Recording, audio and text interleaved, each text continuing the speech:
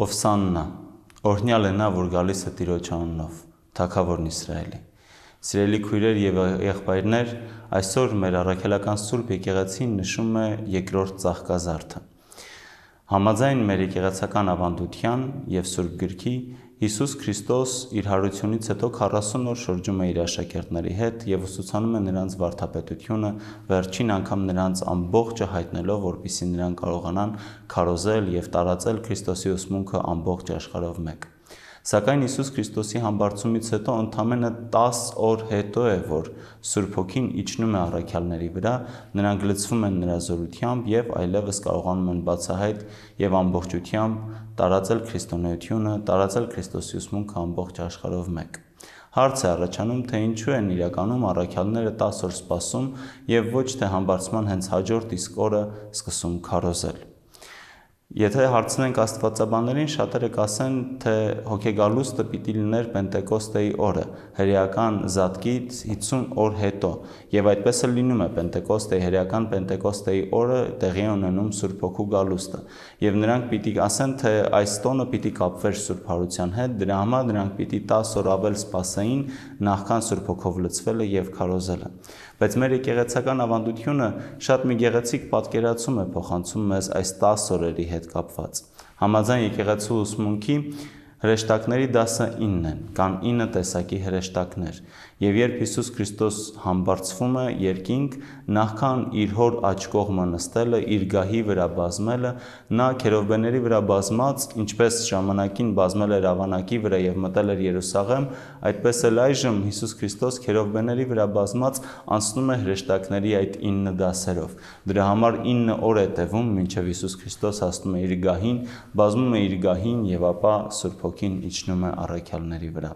Այս Սուրբ Հոգու գալուստը բնականաբար կապելով Հիսուս Քրիստոսի համբարձման եւ երկինք մուտք գործելու հետ։ Այդ իսկ պատճառով էլ այս տոնը կոչվում է երկրորդ ծաղկազարդ, ինչպես ժամանակին Հիսուս Քրիստոս Ավանակի վրա մտավ Երուսաղեմ, այդպես եւ այժմ քերովբեների վրա բազմած մտավ իր հավիտենական թագավորության մեջ։ Այս տոնը հավիտենականի եւ ժամանակավորի զուգորդման մասին է։ Հիսուս Քրիստոս մոտ 2000 տարիներ առաջ ընդամենը մեկ անգամ բազմեց Ավանակին եւ ընդամենը մեկ անգամ մտավ Երուսաղեմ Ավանակի վրա, գնաց դեպի իր տաճարը, պատրաստեց իր զոհասեղանը եւ ընդամենը մեկ անգամ զոհաբերվեց մեր բոլորի մեղքերի քավության համար։ Բայց այդ օրվանից առ այսօր Հիսուս Քրիստոսի պատգամին համաձայն մենք ամեն պատարագի ժամանակ տոնում ենք եւ հիշատակում ենք Հիսուս Քրիստոսի զոհաբերությունը։ Յուրաքանչյուր պատարագի ժամանակ Հիսուս Քրիստոս զոհաբերվում է մեր համար, մեր մեղքերի քավության համար։ Ինչը ընկած է հենց այս օրվա խորհրդի մեջ, ինչպես Հիսուս Քրիստոս իր առաջին ծաղկազարդը նշանակեց իբրև ժամանակավոր իրականության մեջ իր ներկայություն, այդպես էլ իր երկրորդ ծաղկազարդով խորհուրդը տվեց մեզ հավիտենականության։ Նա մեկ անգամ ֆիզիկապես սպանվեց մեր համար, բայց առ այսօր հավիտենապես իր արյունն է զոհում, իր արյունն է հեղում մեր բոլորի փրկության համար։ Եվ այսօր այդ ժամանակավորի եւ հավիտենականի միության տոնն է։ Այսօր այն օրն է, երբ մենք գիտակցում ենք, որ Հիսուս Քրիստոս երեկ եւ այսօր այժմ վաղը եւ հավիտյանս հավիտենից նույնն է եւ մեզ հետ է։ Ամեն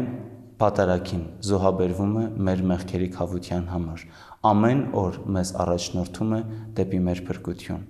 Եվ գիտակցելով եւ մեր աչքերի առաջ ունենալով մեր Տիրոջը, մեզ այսօր ոչինչ չի մնում, քան ասելու. Տեր, երկնքի եւ երկրի, Հիսուս Քրիստոս, որ քերովբեական աթոռների վրա բազմած այժմ բարձրանում ես դեպի երկնային Երուսաղեմ, ուղղորդիր մեզ։ Թույլ տուր, որպեսզի մենք քո կամքը կարողանանք հասկանալ, մեզ քո պատվիրանապահության սիրո մեջ հաստատիր, որպեսզի կարողանանք սիրենք քեզ եւ սիրենք միմյանց, անշահախնդիր, անկեղծ սիրով, բարի գործերով, հանուն քո անվան, Տեր մեր եւ Փրկիչ Հիսուս Քրիստոս։